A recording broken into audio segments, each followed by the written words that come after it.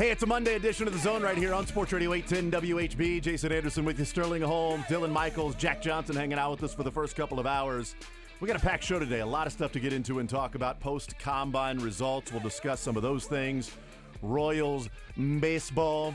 A few weeks to go in spring training still. We're seeing some of the questions that we have about who's going to be playing where not be answered, but we see them moving some players around and things like that, so we can talk some Royals baseball. Jack Caglione turning heads with his size and ability to mash. You know, he's batting .430, which tells me that he's probably a Hall of Famer, right? I mean, inner circle. Look, he's batting .430. I think it's been so far 350 at-bats in spring training. It's either 350 at-bats batting .430 or 7. It's one of the two. I can't remember. I'm going to lean 350 just because I like that larger sample size of a guy batting .430 so far and OPSing at 1.3 in 350 at-bats or 7. Regardless, we can talk some Royals baseball today as well. We will talk some college basketball, whether you like it or not. Ari Timken will be our guest coming up at 11:30. Big 12 Radio on TuneIn. We talk with him when it comes to Big 12 sports, and whether that be basketball or football. Big 12 championship tournament coming up around the corner. Women's in action starting on Wednesday. And KU with a couple of games remaining, big games remaining tonight.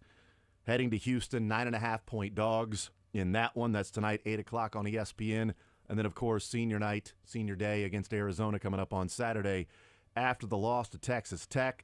Mizzou in action on Wednesday after the loss to Vanderbilt on the road. So we'll talk some college basketball. But again, Big 12 conversation with Ari Timken coming up at 11:30. We will hang out with Patrick Allen from Arrowhead Addict, fan-sided, and get his thoughts on the Chiefs this offseason. Trey Smith, that franchise tag. Alaric Jackson re-signing in L.A., what these free agents are doing or looking at. T. Higgins, the Bengals saying they're going to do everything they can to try to get all three of them signed, with Burrow already signed and Jamar Chase and T. Higgins, and them saying they've had some good conversations with T. Higgins, and then him tweeting out a emoji of a cap. So things are going well, Which right? I'm guessing is T. Higgins saying they're lying. No. I take it he can buy a lot of hats now. That's exactly right. With this new contract, he'll buy a lot of hats. He's saying lots of hats. So, you know, the free agent market, we'll see what happens with that. And the combine, the draft, things like that. But Patrick Allen will join us coming up at 12:30, Arrowhead Addict. And then Max Reaper will talk with him, Royals Review, at 1 o'clock, and get his thoughts on some Royals baseball and what he has seen. He wrote an interesting piece over the weekend about the different Royals players throughout the years that they have tried to convert to outfielders. You know, the most famous and one that was the best was Alex Gordon, to a platinum Gold Glove winning left fielder. Mark Tien's attempts out there, Hunter Dozier, MJ Melendez, obviously in the vein of Michael Massey and Jonathan India, who are getting their opportunities in the outfield. Massey's played 3 games in left field. India's played 2 games in left field. And Michael Garcia's played 2 games in center field so far in this 7-8 games that they've played throughout the preseason, the spring training game. So Max Reaper will be our guest, and then Learn Funniest Best coming up in the 1 o'clock hour. 913-912-4810 is the text line. Let's talk some college basketball. Different ways in which the two teams lost. K-State broke their losing streak yesterday, but again, as we talked about K-State, it's about winning the Big 12 tournament. So when we're looking at the NCAA tournament and seeding and things like that, KU loses to Texas Tech. Mizzou loses at Vandy. I want to start with KU first because I think there are some bigger conversations coming out of this game and off the court as well, obviously, that I want to get into and talk about. This was a game where early on you felt like, all right, they're playing well. This is going to be a game where they can control. And then Texas Tech started doing what Texas Tech does. They shoot a lot of threes. They make a lot of threes. They're one of the best three-point shooting teams in the country. And that's what happened at Allen Fieldhouse. And they were hitting a bunch of threes in the first half. Second half, they cooled off. that's how that 14-point lead evaporated, and KU eventually tied it up because Texas Tech wasn't hitting as many threes in the second half as they were. Did it feel like they shot 43 threes, though? It did, actually, because every time you thought so, too? Oh, yeah. Oh, dude, every time down the floor, they were just chucking up threes. I guess early on, though, JT Toppin was just giving buckets. I wish his name was J-Tay. JT Toppin would be JT pretty Toppin. cool. What up, JT? JT Toppin was giving buckets. I felt like down low early on. I just Yeah, but it was like 43 fell. This is the first time I looked at the box score. I watched the game. Well, I they looked at shot the box score. 25 in the first half, right? I mean, they were just they were 11 or making something. They hit a lot. I mean, JT hit a couple in the first half too, but right. 43 is a lot. And then they started. I think the second half, they start off and they hit the three to start the second half, and it's like, all right, well, here you go. But then they started taking some forced threes. Then it was like, all right, heat checks all over the place, and good on KU by extending their defense and playing much better perimeter defense. But I've said for a long time, you look at the advanced analytics, you look at some of the stats people that say, 3-point defense. What's the best 3-point defense? To me, the best 3-point defense is not allowing them to shoot the three, because Texas Tech is a good 3-point shooting team. So if they shoot 43 of them, odds are they're going to make 15, 16, 17.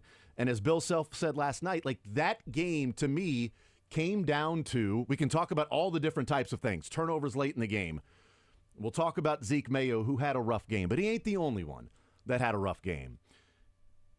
It was all about the 3-point differential and KU not being able to yet again sort of play that style consistently with the teams that have advanced to that point. And I think Bill Self wanted to do that. We've talked about this, going and getting Rylan Griffin. Zeke Mayo can shoot. Coit can shoot. Storr was a scorer, but not ultimately a shooter, but wanted to infuse offense into this team that was missing last year. And Timberlake was supposed to be that guy, but Towson to Allen Fieldhouse, he forgot how to shoot. All right. Putting the KU jersey on weighed a lot, obviously. I mean, it's figuratively, putting the KU jersey on was pretty heavy for some players. And I think Timberlake went to KU and said, I've got to be perfect. I've got to be shooting 100% from three because I'm the 3-point shooter. And then you get in a slump, and it's tough to shoot your way out sometimes when you're slumping, everybody's watching, you're at KU, you're in a fishbowl, you're not hiding anywhere. That was rough last year.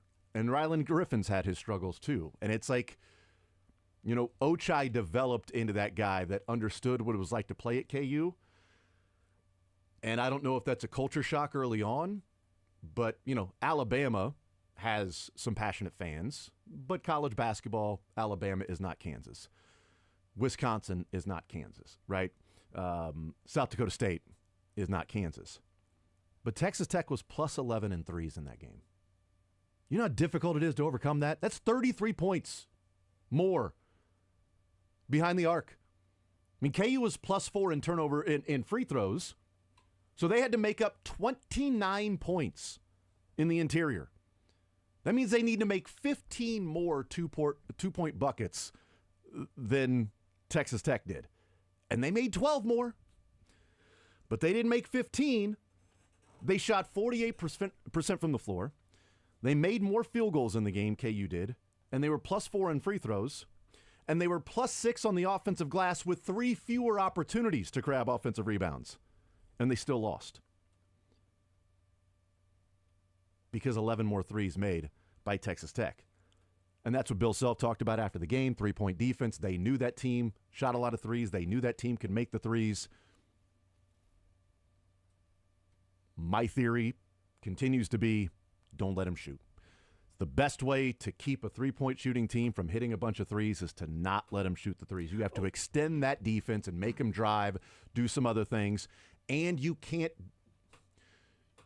get lost. And I think it happened a couple of times for KU. And both Missouri and KU got lost on defense on a pivotal possession. Mizzou, the one that's been shown over and over again on the last possession of the, I should say second to last possession because Bates got the shot off. But the big possession for Vanderbilt hitting the three. But it was 73-73 after Hunter's free throws. And Texas Tech runs a screen and roll, and KJ and DeJuan Harris miscommunicate. And they had been switching everything. And for some reason, they both stay with the ball handler, leaving one of the best 3-point shooters for Texas Tech wide open. And Zeke Mayo sees it a little bit late and tries to run over there and play some defense, but that ain't on Zeke Mayo. That's not on him to then leave one of the better three-point shooters at the top of the key to run over to the right wing to get a three-point shooter when they have not been doubling the ball off a ball screen all day. It was a miscommunication. I thought you were going to stay there. I thought you were going to stay there. And then after the three goes in, you see KJ was mad. I don't know if it was KJ or DeJuan, but it was a miscommunication that took place. And it was a bad time for a miscommunication. And those are the guys who have been there around that and played. Miscommunication between DeJuan and Hunter. They're late in the game. Those things can't happen. But again, eliminate them shooting threes, but then you have those miscommunications that happen. Well, that's a great point because that's how Missouri's lost 2 games this year. They let good defense against Wade Taylor, but they still were able to get that shot up because against Vandy. Final 2 threes of the game.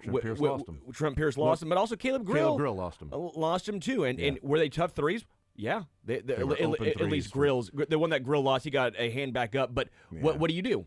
Don't let him shoot threes. KU let Texas Tech the ability to shoot the three. A lot of them. Yeah, and it's inexcusable for a team this experienced, so the most experienced team in college basketball, and yet you're having mental breakdowns that late in the game. It wasn't just then. It was also the turnover they had down by 3.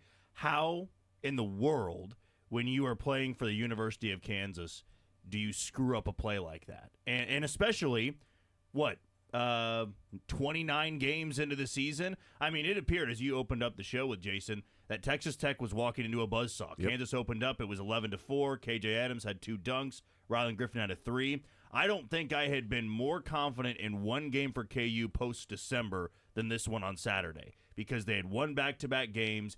Tech had only won once in their entire existence in Allen Fieldhouse, and yes, it was a different KU team, but you felt this was a good matchup because Tech was also banged up. They're coming off the loss to Houston. You're in Allen Fieldhouse. It gives the crowd the opportunity to be turned up. And yet, here we are again on another Monday talking about maybe the most inexplainable team in KU history. I mean, if you go back to Thanksgiving, they're undefeated and they beat Duke without Hunter Dickinson for the final 10 minutes of the game. They play Flory Badunga, who hadn't been playing at all, and he's out there on the floor in the final 9 minutes of the game in Vegas, and you would probably say after that game, it is championship or bust for this Kansas team. Final 4 bust. Final 4 Get or to bust. San Antonio. Championship or bust is tough because you never know when you. But they're going to win 4 games in the tournament. Final 4 or bust. And the fact that every single loss there has to be some explanation as to why it didn't work out, it's disastrous. I mean, to have 3 losses at Allen Fieldhouse in 1 year, all in conference play,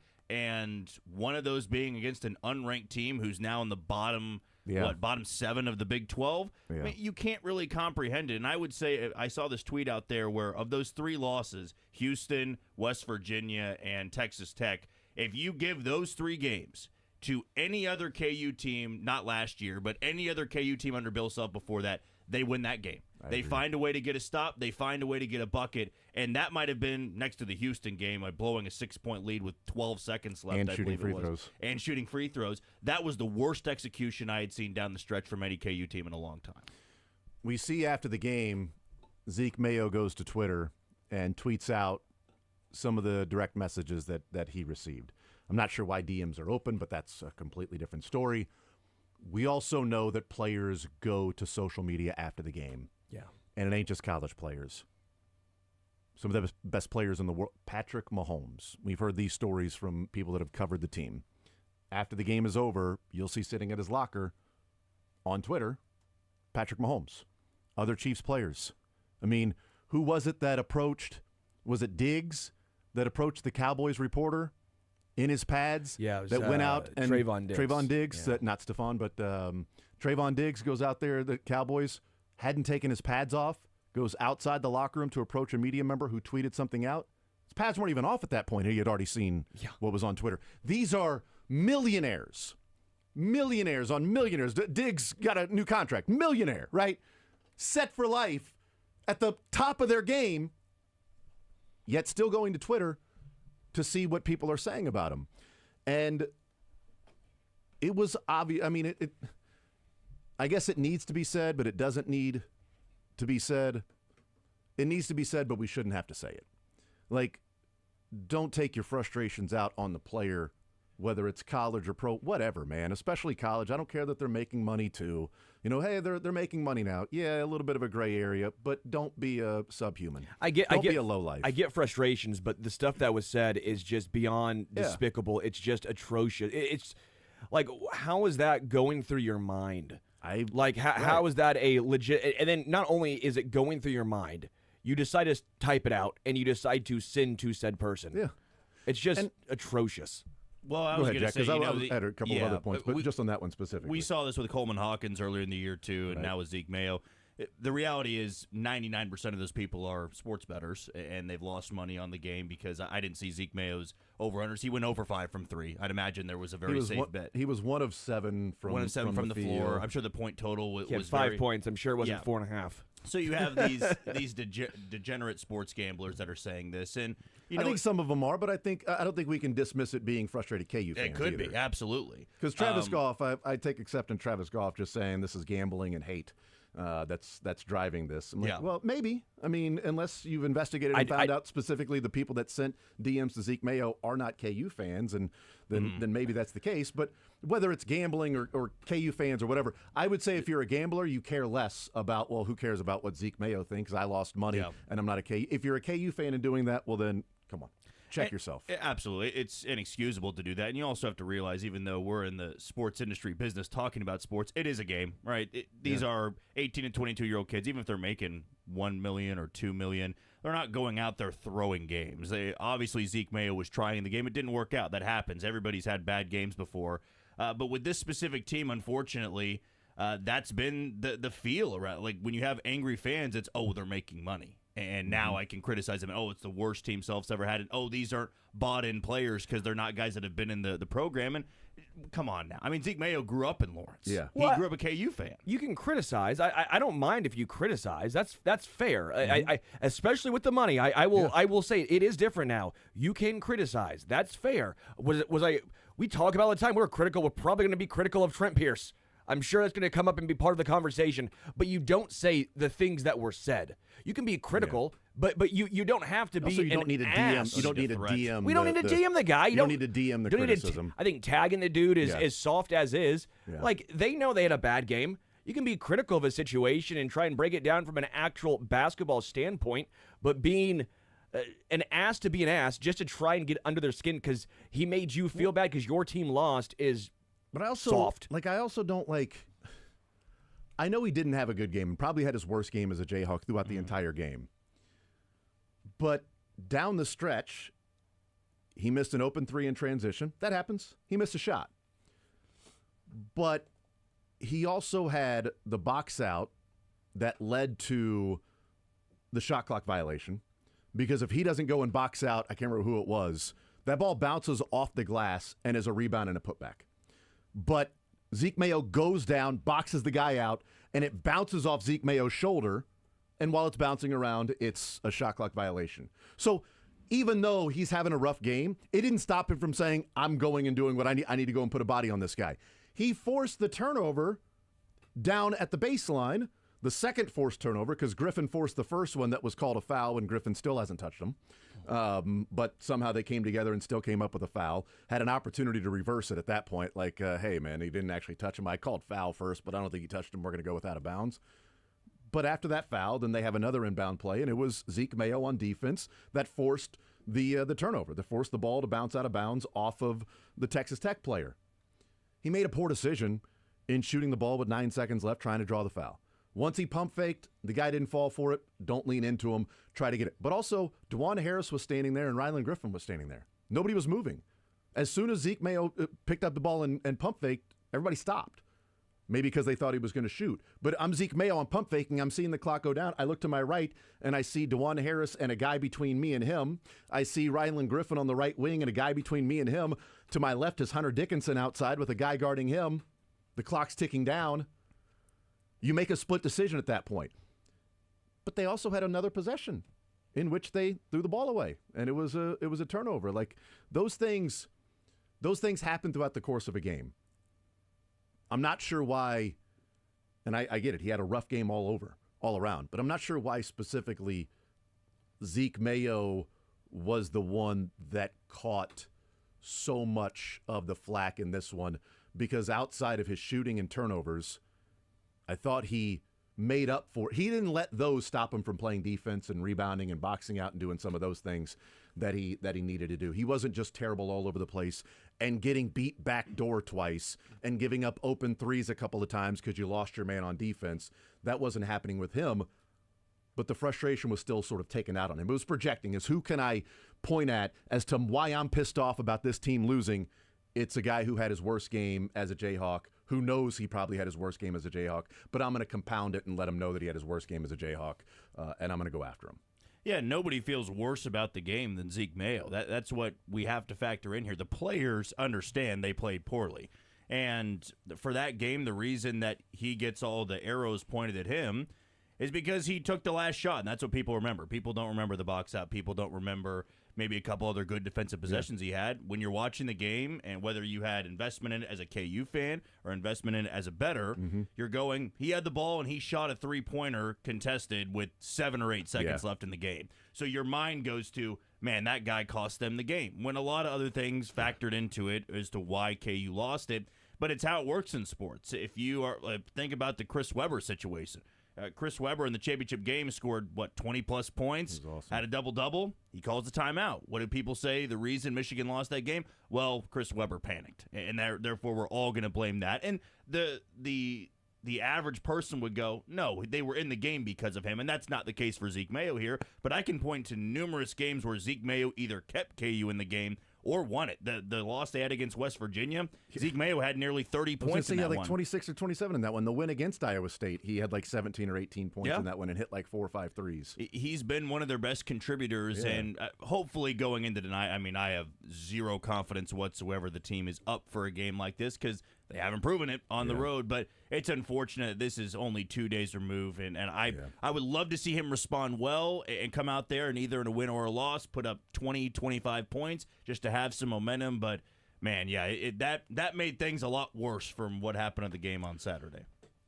Bill Self releases a statement. We'll talk about that on the other side, about the reasons behind it, what the point of that was, the final sentence sort of feeling like that's more of a point to your players, not to the fans. But we'll get into that. And also,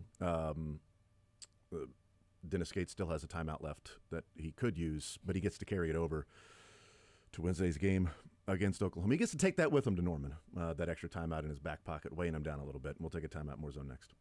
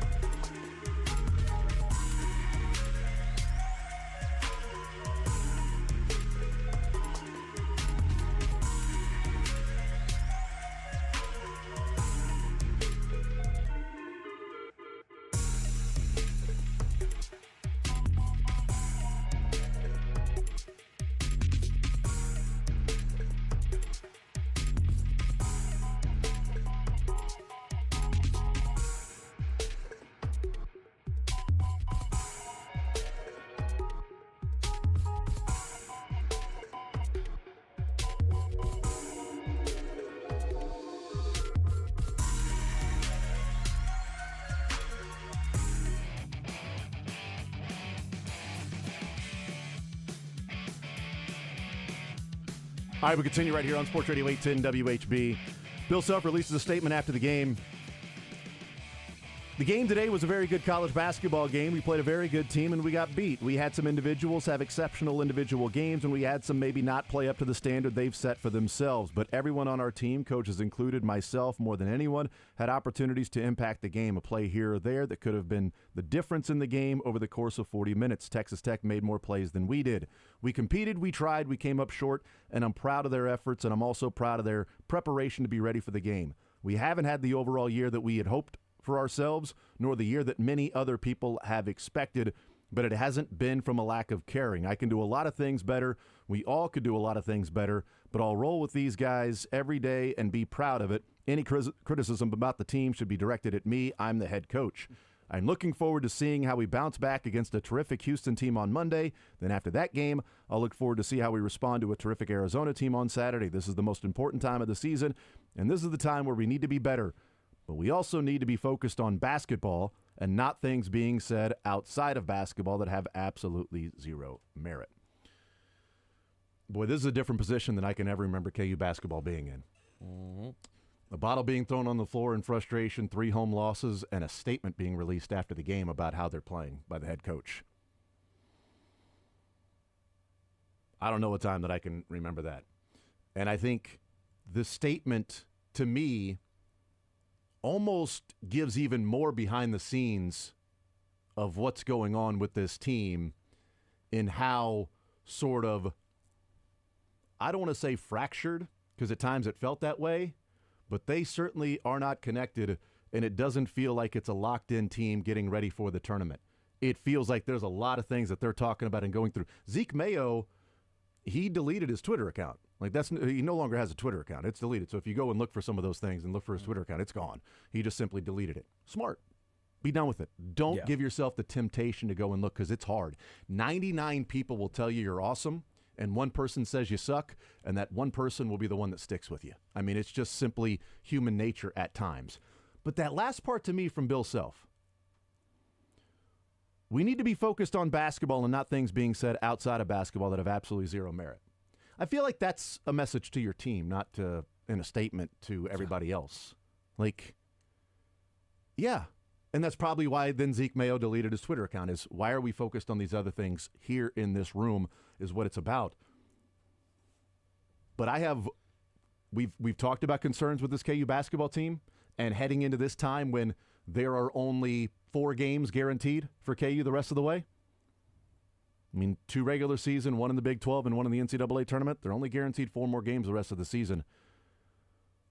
But this feels like a flashpoint in the season to where we're releasing a statement right before 2 big games and then the postseason where we might watch them play 4 more games and be done. I don't know that this is some sort of coming together moment that you rally everybody around this, hey, everybody on the outside is on the outside. It's us. We're the only ones that believe in us. It's an odd look, and to me it doesn't come off as a team that's in a good spot and getting ready to come together and make a run in March. Getting waxed by BYU didn't do it? I mean, seriously, they won 2 games. Yeah, you beat Oklahoma State and you beat Colorado barely. Nice. How many of these statements do you have to have? How many of these trying to be a rah-rah, rally the troops? You know, it's effort. It's all this stuff. Not for a lack of trying. All this stuff. It's done, man. The message stale. To me, it feels like a lost season. That's what it seems like. Well, it is, and I thought for a number of years, KU fans, being one myself, one of the most, worthless statements that were made over the past 20 years was, oh, this is the worst team that Self has ever coached, right? And it'd be a team that won the Big 12 and maybe got knocked out in the round of 32. You have an argument this year where you could say that, not talent-wise. You can't say it's not talent-wise. You've got a guy who started for a Final Four team last year in your starting 5. You returned to Big 12 preseason player of the year in Hunter Dickinson. Adams and DeJuan Harris were on a championship team. Zeke Mayo averaged over 17 a game last year. The bench is much better than it was last year. This is a more talented team than last year. By far. It's not really close, in my opinion. And I don't know if it's a lack of trying. I believe, number one, their offense, unfortunately, is prehistoric. It's for the dinosaurs. I mean, KU was down by 11 at halftime, and they were shooting 52% from the floor. Why? Because they only shoot twos. They don't shoot any threes. Right. If you take away the three-point line, KU wins the game by 6. Yeah. They made 1 more field goal and 4 more free throws. You take away the 3-point, that's a 6-point win. But there's a 3-point line now, so they lose by 3. It does, and I feel the wrong thing to do going into the offseason wouldn't be, well, you got to go out there and get some shooters so we can start shooting 3-pointers. They did that. They went out and got Zeke Mayo, a good 3-point shooter. Rylan Griffin was as well. Diggy Coit was. To me, it's more so of how the offense is designed, and hopefully next year you bring in a guy who's mocked to be the number 1 pick in the draft in 2026 in Darren Peterson.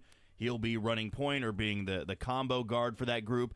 But if Flory Badunga is your center, you might have a different-looking offense because right now in the last 2 years the focus has been no matter what, get the ball into Hunter Dickinson. And numbers-wise, it would tell you that is a good thing. He averages over 17, 18 points a game. But when it's always an emphasis to get the ball down low and get him 15, 16, 17 shots a game, well, you're going to have 20 less attempts than Texas Tech, and you're going to lose games like that, where KU, at least in the Big 12, they feel like one of those teams that's still stuck in the 2000s, the early 2000s, have played through the post. But in 2008, they shot 40% from 3, and they won the national championship. In 2022, they shot 36%. And that run where KU went Elite 8, Final Four, they shot 41%, 40%, and 40% from behind the arc. It's not like Bill Self doesn't know that the three-pointer exists. He's had teams that have shot the 3. In 2020, they didn't shoot it all that well, but they were like number 1 in effective field goal percentage. Team. Yeah, and their defense was phenomenal that year. It was like, 85 points per 100 possessions. I mean, it was ridiculous how good that defense was. It was probably their best defensive team under Bill Self. It's like Andy Reid running the football. Yeah, right. I mean, it's like he likes teams that can shoot the 3, and obviously the most success he's had is when those teams can play the way he likes to play, like Jack's saying, kind of a prehistoric offense where it's like we're going to shoot a lot of 2s and play through the big men, but we do have guys that can knock down a 3 if we get into a 3-point shooting contest, but they just don't have that this year. Well, like looking at the teams that have gone the farthest for KU under Bill Self. Elite 8 in 04, they shot 33.7%. We weren't in the space and pace that we are now. In getting to the Elite 8 in 07, they shot 40%. 2008, winning it, they shot 40%. Let's see, 2010, lost in the second round, but shot 40%. 2012, 2011, getting to the Elite 8, they shot 38%. And then the stretch of Elite 8 Final Four in 16, 17, 18, 41, 40, 40. And then winning the title in 22, 36% is the highest they've shot since that 2018 team that went to the Final Four. It's been 35, 34, 33, 34, 33, 34, but that 36% mixed in. That 2 extra percent matters. I mean, you're talking about being ranked 190th versus being ranked 49th in shooting the 3 across the country. And again, I do think Bill Self went out to attack that in the offseason. It just hasn't worked. So what's the process? Is it the offense too? Is it that you tried to attack it with 1 or 2 players versus, let's say, Alabama's entire philosophy is lots of shots. We're shooting a lot. We're shooting 3s. Offensively, we're shooting pace. We're getting up and down the floor. Missouri this year shooting lots of 3s, pace, getting up and down the floor. Whereas you said Kansas is more DeJuan Harris is setting guys up. KJ's an energy guy. Hunter Dickinson, we play through the post. That gives us 3 guys. Now we need 2 guys that can maybe space the floor, but they'd better be really good at spacing the floor. But it also can get congested when you've got KJ that's not an offensive threat that often except for his action. How active he is why he scored that 21 points. He didn't score 21 points because he was just taking dudes off the dribble. He scored 21 points because he was incredibly active in that game, up and down the floor, defense leading to offense, and those little push shots down inside the lane. But it's also not just percentage, it's how many 3-point attempts you get. And so I'm going to do this in the break, I think, is look through, because they're 12th in the Big 12 this year. Out of 16 teams, they're 12th in 3-point attempts. Like Houston, for example, they're 15th. But it worked because Houston is so talented at everything else, and they're also shooting 40% when they do shoot 3s. Right, they don't shoot a lot, but they make them. They're one of the highest 3-point percentage shooting teams in the country. And so last year, KU was also 14th and they were last place in the Big 12 because there were only 14 teams last year in three-point attempts. They didn't need to shoot them last year because they didn't have the guys that could make them. Ryland Griffin should be better at knocking down threes. Again, I saw him play Missouri 3 times in his career, and I don't think he ever missed a three. So 22-23, seventh. When KU got Ryland Griffin, I'm like, oh, of course, this guy's gonna shoot 40% from three. That's the difference right there. He's gonna make like 7 in the national championship game. Well, you should feel like this team too.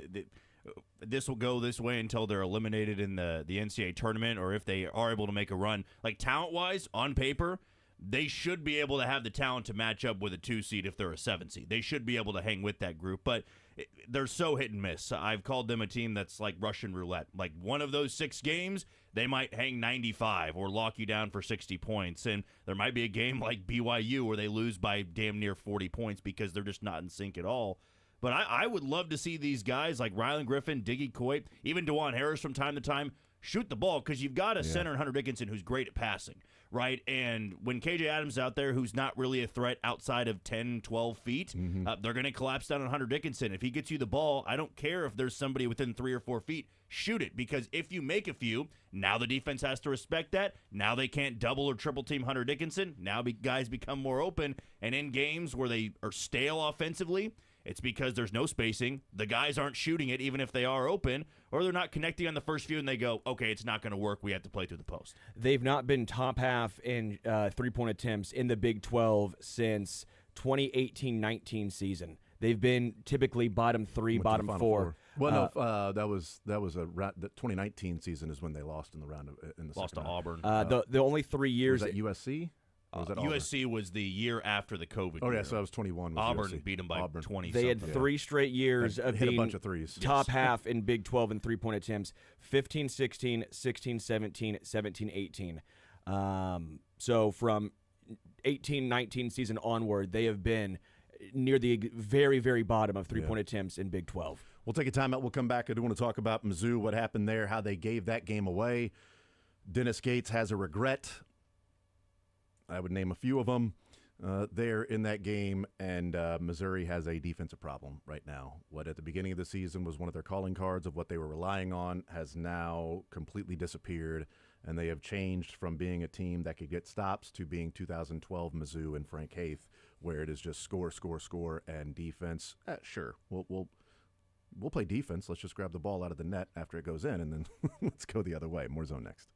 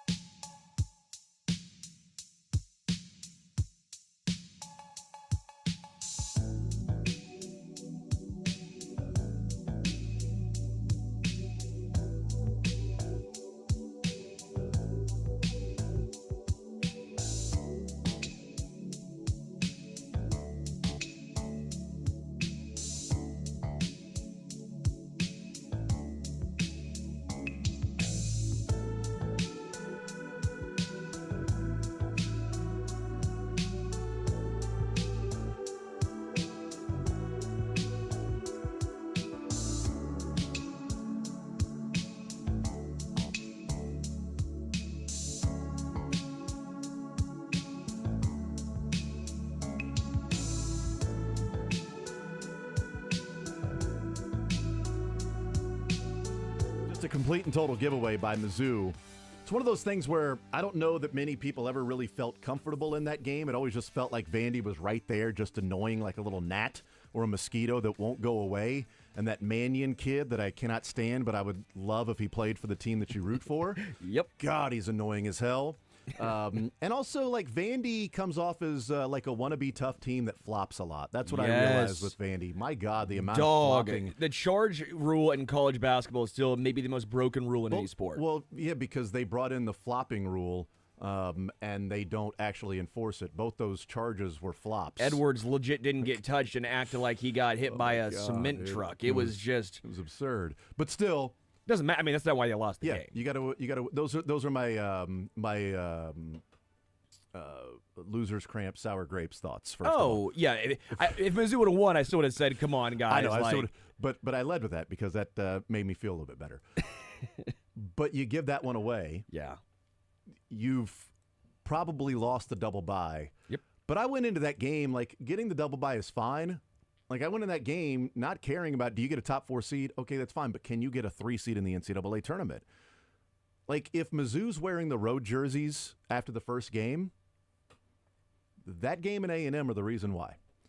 The games where they had opportunities to win late, and they lost both of them. Losing at Tennessee, that happens. I think Arkansas. This game in Arkansas. Arkansas, to me, like...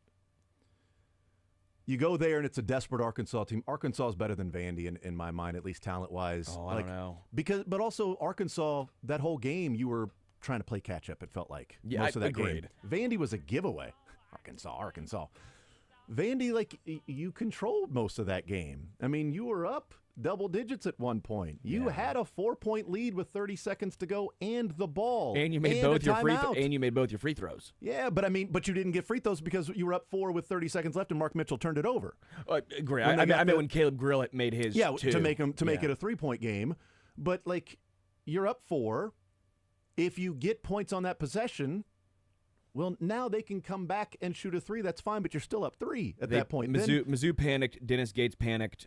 Trent Pierce had. Well, he didn't panic. He just wasn't paying attention. I think he panicked. I don't think he panicked. I just think he's not aware. Yeah. Well, yeah. I just awareness. That was brutal. And then in overtime, Trent Pierce on back-to-back plays did a very similar situation, and you're just like, you can't play him out there. Well, that's the thing defensively. And we'll talk about Dennis Gates on the other side, because there's the good, and then there's the frustration. There's the obvious good of, we're talking about Mizzou and the frustrations of them maybe not getting a 3 seed now. Yeah. Right? Because of Dennis Gates and what he's done this year and putting this team together and how he's coached and how he's got these players to play together. But I tweeted out in overtime that I'm not sure what game Dennis Gates is watching by having Trent Pierce in the game. Yes. Earlier in the game, and watching the game with my son, and 2 different times, I paused it and rewound to show my son that, hey, you know how we teach you man and ball? Like we're trying to go through and teach you man and ball? Yes. I said, watch number 11. His guy's the one on the wing. He turns his back to him, and his feet stop moving, and he watches the guy penetrate, and look who he dishes it off to. For a layup is number 11, and then he turns around and sees the guy laying it up and too late. That happened once.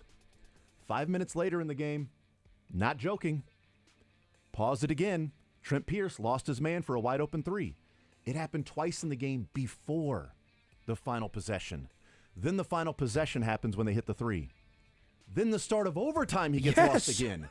And that was why I tweeted out, I don't know what game Dennis Gates is watching. What happened to Perkins? You can't have him on defense. Well, he's tall. And tall doesn't matter if you don't actually guard somebody. We'll talk a number of things as well as why you don't foul up 3.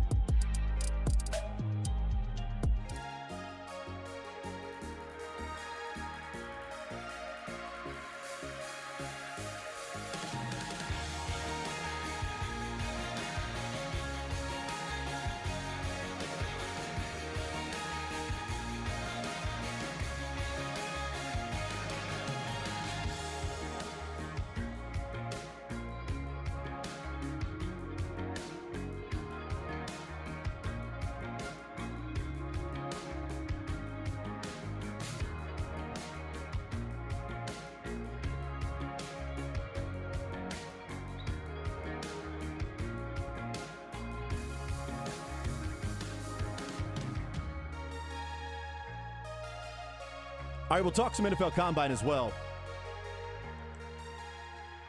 Mizzou loses to Vandy. And I think a 3 seed is still possible. They need to win these next 2 games, go to Oklahoma and win, take care of Kentucky, and then win a couple of games in the SEC tournament, depending on what other teams do around the country, because it's not just in a vacuum. They aren't the only ones that are playing basketball, so other teams can go and lose some games along the way. We'll see what happens. They can still be a 3 seed. It's tougher now. I think probably a 4 seed if they just simply play out the way that you would think they could.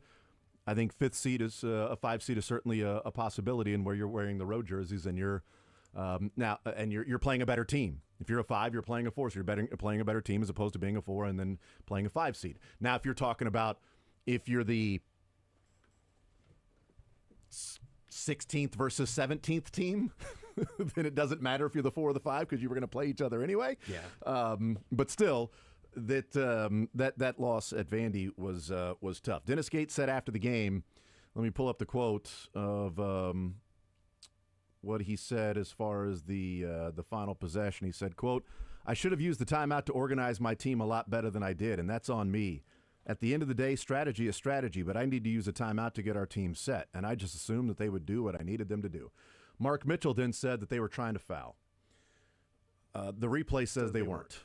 Yeah. Because it's like after the 2008 National Championship game when Chalmers hit the 3, and then in the post game, Calipari's like, "Well, I told him to foul."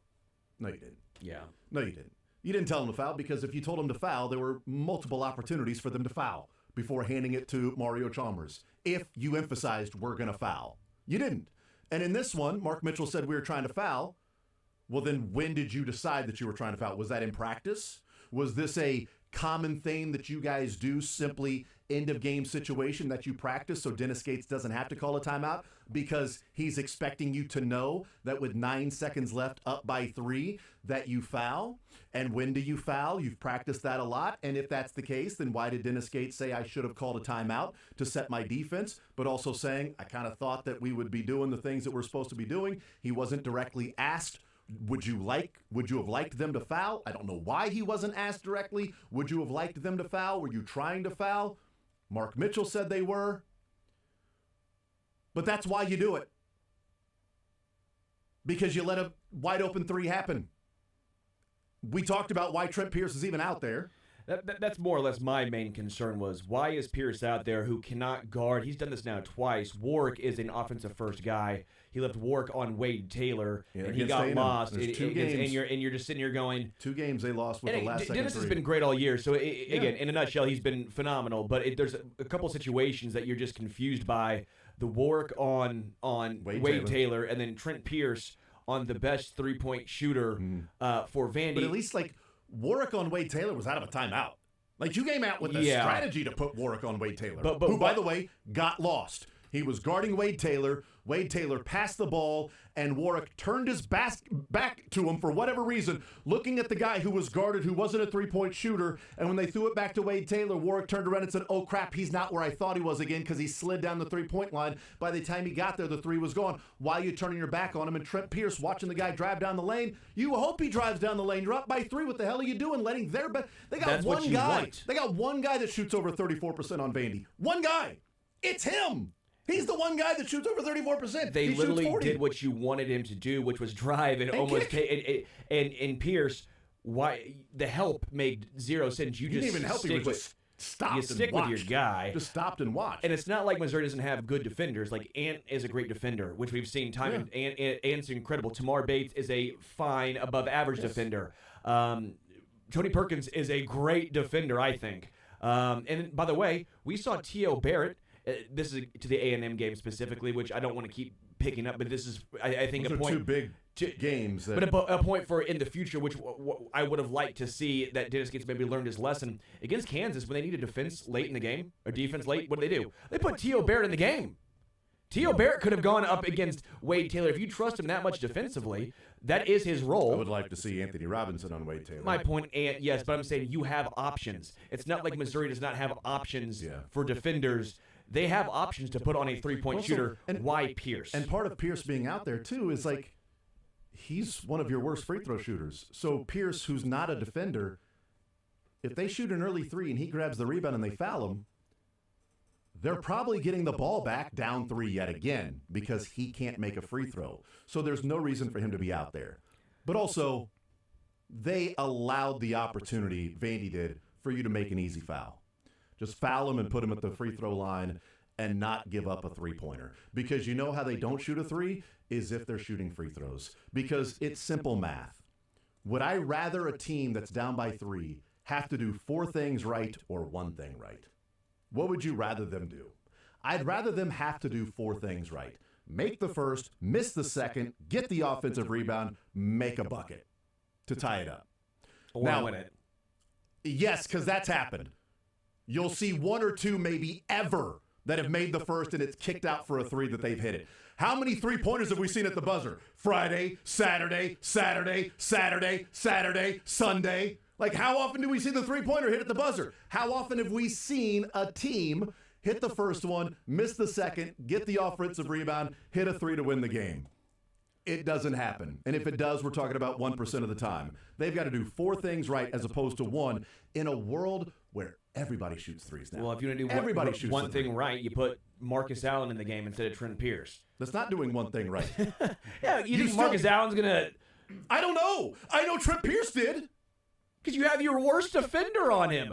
But I know that if you fouled him, it would not have mattered. It wouldn't have mattered who Trent Pierce was guarding if you fouled him. I'm not a huge fan of... Because you winning? No, because you can do the whole fouling up 3 thing, and then all of a sudden you foul, and they're in their motion. And then you get 3 free throws. That's why you foul him when he's dribbling. Yeah, I would love that. Past the three-point line. Grab him. I would love that. That's my point. But do you think that, again, that's my point. Offensive players are smart now. Mark Mitchell saying we were going to foul. No, you weren't.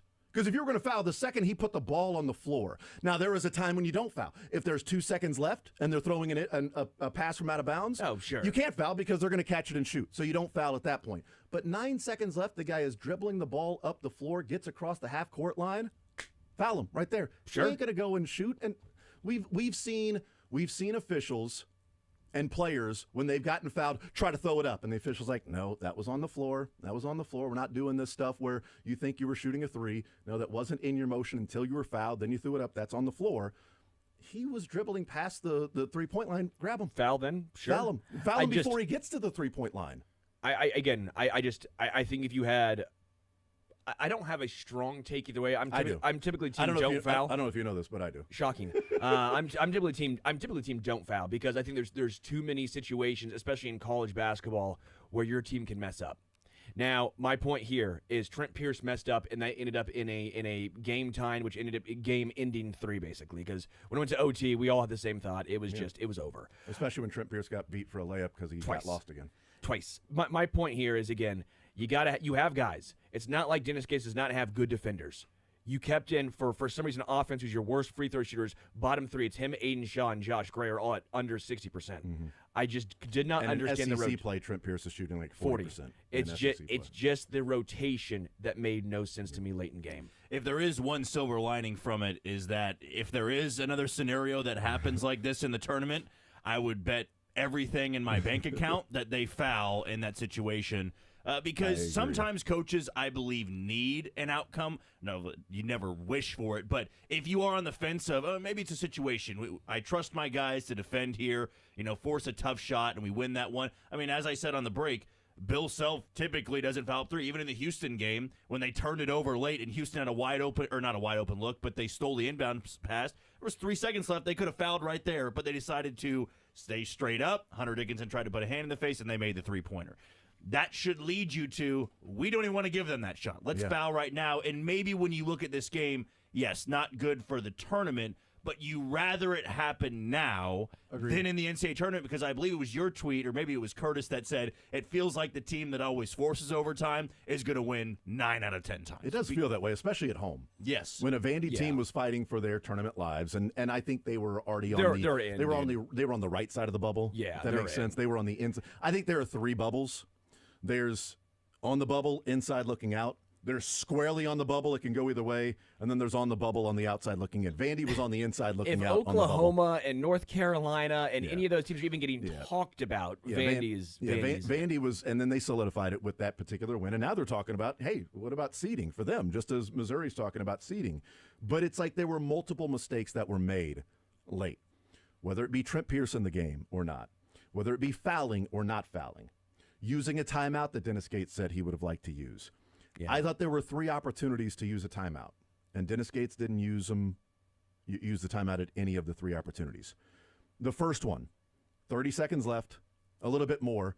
After they got the offensive rebound, Mizzou had 2 timeouts left. Call a timeout to keep possession, and it looked like Anthony Robinson was about to be fouled, but that's okay. Call timeout, you keep possession. Awesome. You're up by 4 with 30 and change. You inbound the ball, it gets to Mark Mitchell, who's then being guarded pretty heavily, dribbles to the half-court line, is starting to lose his dribble, is being guarded, then spins around and dribbles towards the sideline. Dennis Gates is 3 feet from him. Yeah. Mark Mitchell is being harassed. You've got a timeout. Timeout. Timeout. He's being harassed. He steps out of bounds. You turn it over. Now you give the ball back to him up 4. When best case scenario was he gets fouled, who's one of again not a good free throw shooter. That was best case scenario in that situation is he gets fouled, who's not a good free throw shooter. Yeah, and so he wasn't in this game though. By the way, you could have used the timeout there. After Grill made the 2 threes to go up 3, Dennis Gates said I should have used the timeout there to set my defense. Okay. Yeah. They make the 3. There's 2.5 seconds left. Mm-hmm. Call a timeout because why is Caleb Grill inbounding the ball? Yes. Why is Caleb Grill inbounding the ball with 2.5 seconds left in a tie game? Who's the best chance of making a half-court shot or a deep shot? Because 2.5 seconds, if you throw it to, almost half court, you can get a couple of dribbles and take a shot that Caleb Grill has taken before. Or even a normal inbound, you could get to half court. Or if you call a timeout and set up a play where Caleb Grill can come off this or that, you get him the ball, he takes a couple of dribbles to get in rhythm. They can't give much of a challenge to him because if you hit him, then he's going to shoot 3 free throws. So he's going to get an open look. Why not call a timeout there? You can't take it to overtime with you. Call timeout. Why is Caleb Grill inbounded? There were 3 opportunities. And that's why Dennis Gates said, I didn't put my team in the best position to win. And I agree with that. Yeah. I don't think he did.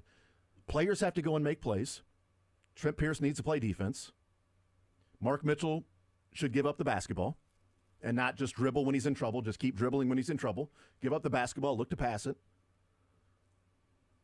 There are things, Caleb Grill got lost on the when they were up by 4 after the Mark Mitchell turnover. Caleb Grill lost his man who shot a 3. You should be better than that and not get lost when you know they have to shoot 3s. And, I'm not sure. I'm glad the commentator, whoever it was, they don't have to get into you don't need a 3 here. You don't need a 3 here. You don't need a 3 here. Yeah, you do. Because you know what Vandy did? They shot 3s late in the game. You know what Mizzou did? They kept getting layups late in the game in overtime. Like, oh, you're down by 4. Let me go lay it up. You're down by 5. Oh, let me go lay it up. Okay, great. You need 3s. You don't need a 3 here. Yeah, you do. You need it. Vandy hits 2 threes. Imagine if Vandy didn't hit one of those 3s. Imagine if they got a 2-pointer out of it. Missouri wins. So you need 3s. Anyway, players have to go out and make plays. But the coach's job is to put them in the best possible position to win. And Dennis Gates had a rough one. He's also a huge reason as to why we are talking about the frustrations that came from that game for Mizzou in not being able to hold on and win that one. But now you're getting into the tournament, and hopefully the silver lining is what Jack said, is that if you get in this exact same situation in one of the games in the tournament, hopefully we're talking about multiple games in the tournament, that you're up 3 with 9 seconds to go, that they're dribbling, they're not going to shoot a half-court shot, there's 9 seconds. They're trying to set up a play. And it looked like they set up the play to where it was a handoff to Mario Chalmers. I mean, it was dribbling, splitting the defense, and tossing it out to a guy who started on the baseline, who came up the wing to go and catch the ball, and then catch it, turn, and shoot. It had the Mario Chalmers Memphis look to it. Only that one was much better guarded against Memphis. Memphis did a little bit better job of actually getting a hand in Mario's face, whereas Nickel, the best three-point shooter for them, had a wide-open three because Trent Pierce was looking in the crowd for some reason. I don't know. We're looking at the guy dribbling the ball. So a lot of things that happened as to why they lost that game.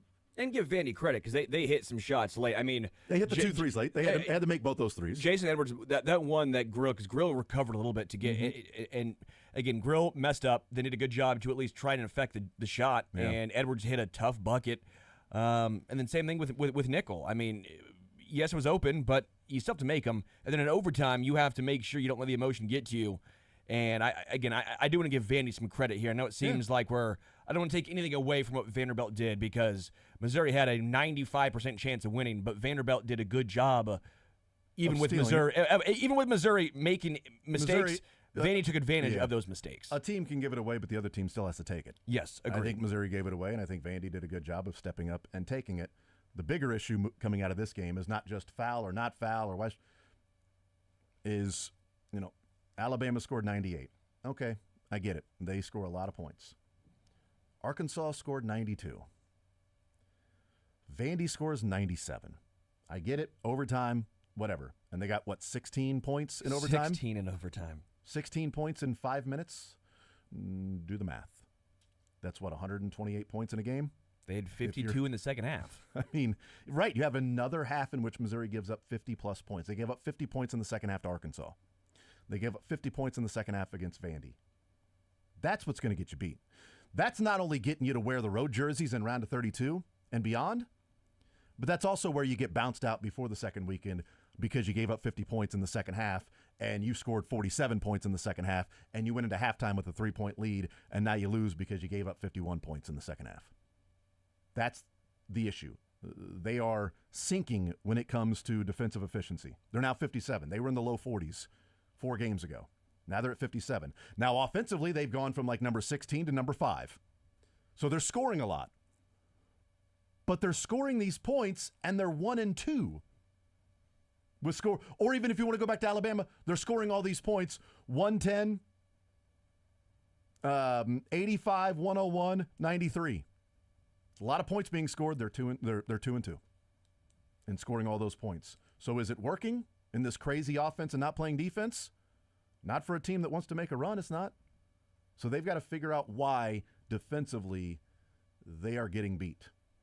Because you got to play both sides of the basketball, both ends of the floor, I should say, both sides of the football, both ends of the floor.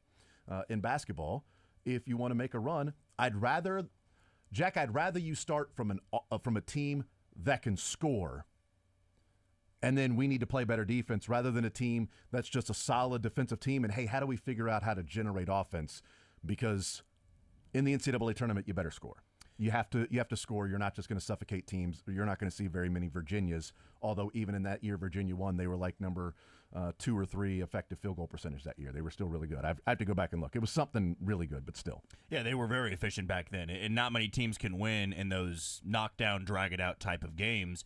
But I will say this for the NCAA tournament, if you are a team that gives up 65 points a game, what are the odds on that day, that game, you score more than 65 and you play those odds? When you look at the defense for Mizzou in the last 4 games, if you're giving up 90 points a game, what are the odds you score more than 90 on that game? Maybe you do, right? 75%. We saw against Alabama. Yeah, Alabama, they scored 110, right? But if you're playing that for winning 6 games, right, in the tournament, and you're giving up 90-plus every single time, one of those, unfortunately, might be that game where you score 88. Still not bad at all. You score over 80. That's great in a college game. But I've seen this a little bit with Kentucky, too, in some of those big games. When we saw Kentucky play at Rupp against Alabama, when Kentucky played in Tuscaloosa against Alabama, when they just recently played against Auburn, they can score. Now, I believe they only got 70-something against Auburn, but Kentucky does score a lot of points. They also give up a lot of points. Yeah. I believe Missouri is much better than Kentucky. Kentucky's got a lot of talent, but if you are that team that breaks down in this, especially in the second half, well, you could lead by 10 in the round of 32, and now somebody puts up 55 in the second half. That might eliminate you, but if they can figure things out, I mean, think about how many teams right now can score with Missouri. It ain't many. Right. It ain't many. It's a double-edged sword because Missouri is so opportunistic defensively. They force a lot of steals, which leads to a lot of easy buckets, but also leads to a lot of miscommunications at times or easy buckets going the other way. Offensive rebounds, obviously. So to me, this is who they are. They're not going to change. It comes down to a couple things. It comes down to rotation, but again, end of the day, I like this team way more than like, for example, Konzo ball or just let those drag it out. Even 100%. They can compete with Houston. There's a very few teams. You mentioned Virginia. Houston's a team similar to that ilk of they don't score a lot, but not many teams can be built that way. Missouri, I think, they can win a multitude of ways. Yeah, I'd rather it be this team than those Konzo teams, 100%. What were they doing earlier in the season when they were playing good defense as to what they're doing now? I don't know. And that's for Dennis Gates to figure out. Can you combine those? Yeah. Are they just playing a much more up-tempo style as to why they're scoring, and that's taken away from their defense? Maybe that's the case, and maybe that's a choice that Dennis Gates has made to up the offense, which is going to sacrifice some defense. Okay, everybody knows that when you put on mass, you sacrifice flexibility. Everybody knows this. It's always sunny. By the way, Virginia in that national championship run, in the Sweet 16 they scored, or in the Elite 8 they scored 80, and in the national championship game they scored 85. So even a Virginia team where we're going, boy, they don't score and they suffocate everybody. Yeah, Sweet 16 they beat Oregon 53-49. Next game they score 80 against Purdue. And that was the who was the player? Kyle Guy, maybe? No, for Purdue. That Carson Edwards. Oh, yeah. That had 40 points in that game. That made 10 threes. That was that back-and-forth game where Carson Edwards just kept hitting NBA 3 after NBA 3.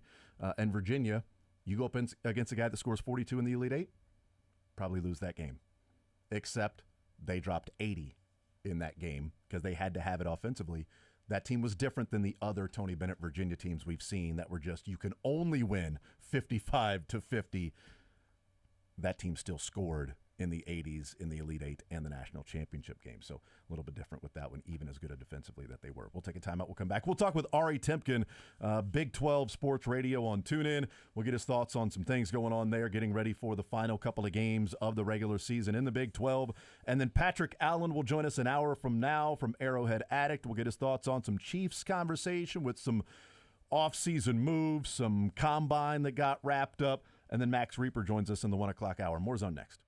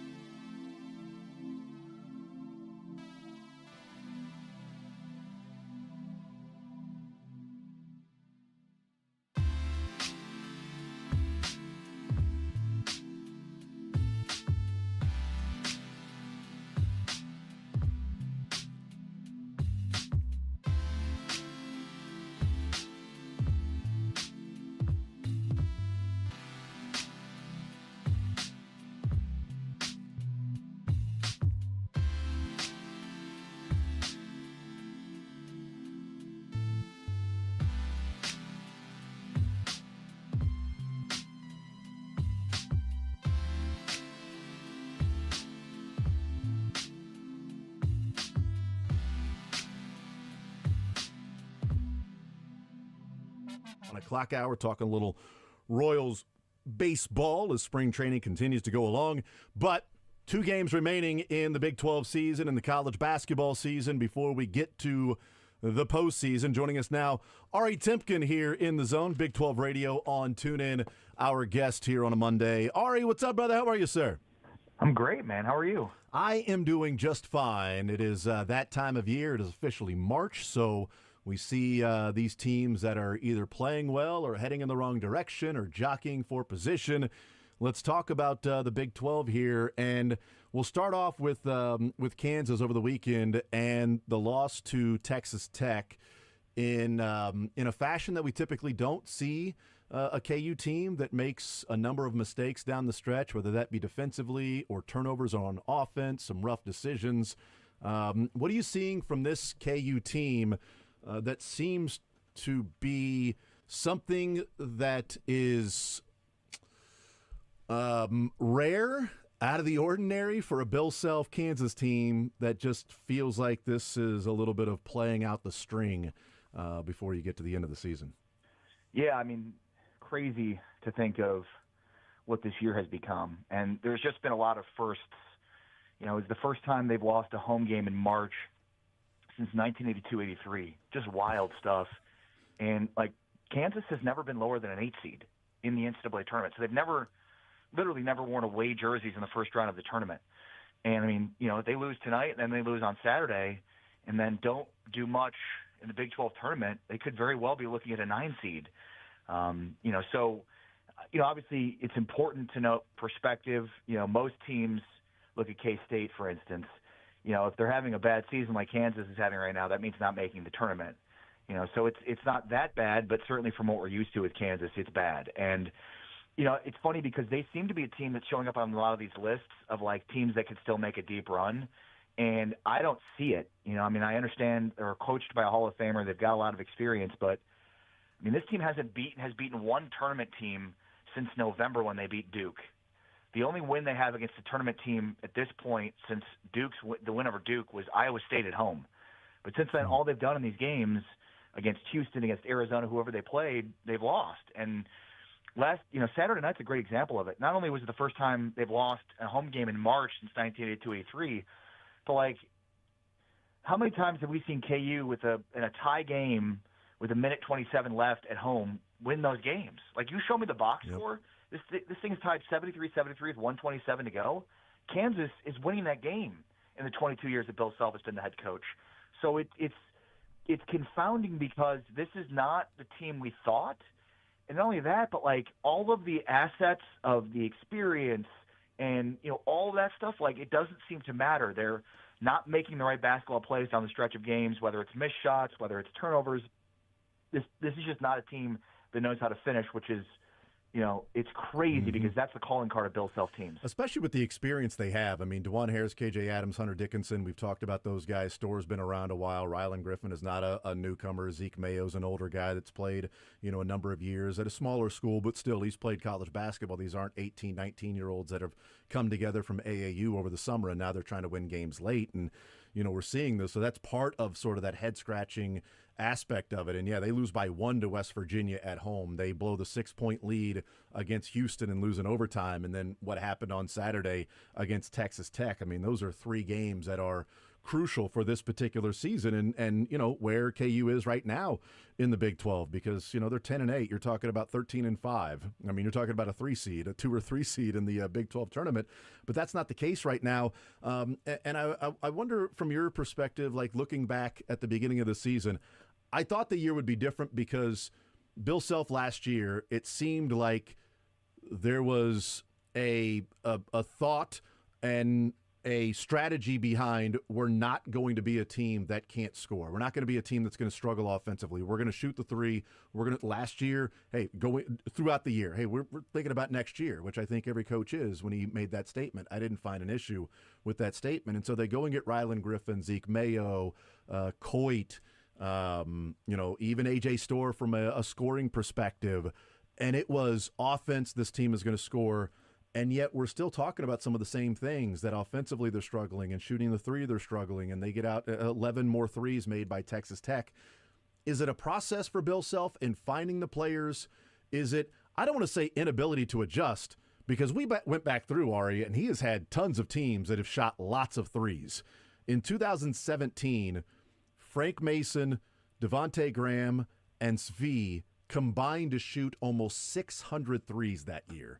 Wow. All shooting 40% or better. Frank Mason shooting 47%. So it's not like he's allergic or averse to it. What have you seen from this as to why this has become a trend for KU and behind the arc, getting outscored by other teams that are just embracing the three more, it seems? Yeah, it's a great question. And it's funny too, because going back to last year, they were 22-8 at this part of the season last year. They had 2 games left. They played Houston on Saturday, March 9th, and then Cincinnati, and lost both of those games to finish out the season to end up at 22-10. But at this point, they were 22-8. So the fact that they're 19-10 right now, I mean, it's remarkable considering what you just said, which is Bill Self vowed after last season to not put himself in position from a roster standpoint to be this bad offensively. And you look at the moves that they made in the offseason in order to ensure that didn't happen. And, how does this happen? How does a guy in Rylan Griffin, who started on a Final Four team and shot 40% from three, how does he have such a down year? How does A.J. Storr just not fit as well as maybe he would have expected or we would have expected given, his propensity to drive?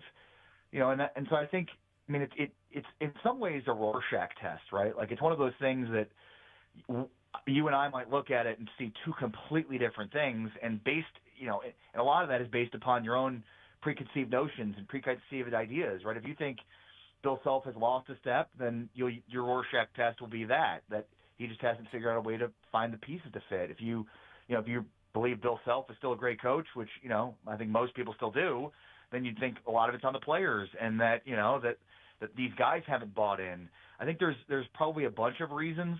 To me, I go back to that core three of DeJuan Harris, KJ Adams, and Hunter Dickinson. And, when the majority of your minutes are coming from those guys and then from everybody else, if you're David Coit, you don't know if you're going to be getting 30 minutes in a night or 5 minutes in a night. If you're A.J. Storr, you don't know if you're getting 5 minutes or 30 minutes, right? So if you're Rylan Griffin, are you getting 5 minutes or 30 minutes? So I think there's a weird expectation that's completely skewed. And, look, I do put some of this on Bill Self. It's hard not to, because, again, you said going into the offseason that you needed to improve from an offensive perspective, and you did personnel-wise, but you haven't. And you're really, really bad at the two areas you need to be really, really good at, which is defending a three and shooting threes. And to your point, they've had teams that shoot the ball at a high level, and coming into the season, the expectation was this team would be on that level.